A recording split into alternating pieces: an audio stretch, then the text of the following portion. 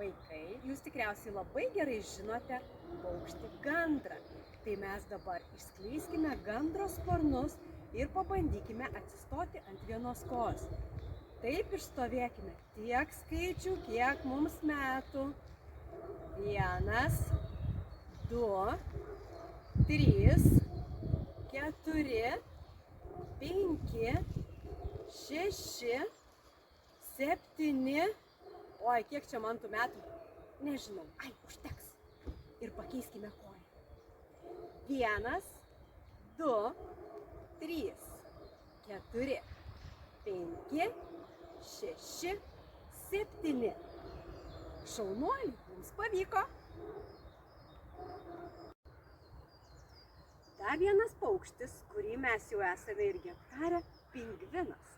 Jo sparniukai labai mažučiukai ir jisai neskrenda, bet jisai moka išlaikyti lygsvarą. Pasiūbuojam ir sustojam. 1, 2, 3, 4, 5, 6, 7. Ir būtinai ant kitos kojos.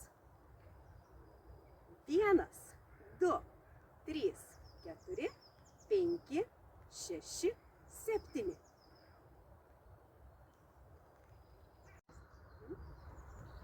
Kregždė skrenda išskleidus gražiai uodegą. Tai dabar mes pabandysime padaryti irgi panašiai.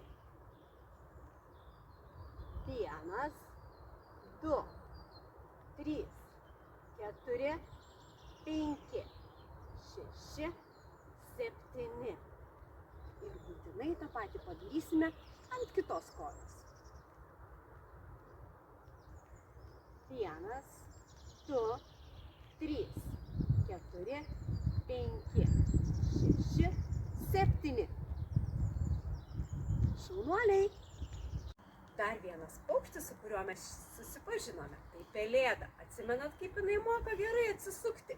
Tai susidėkime sparniukus štai taip ir pabandykime atsisukti į vieną pusę pasižiūrėti.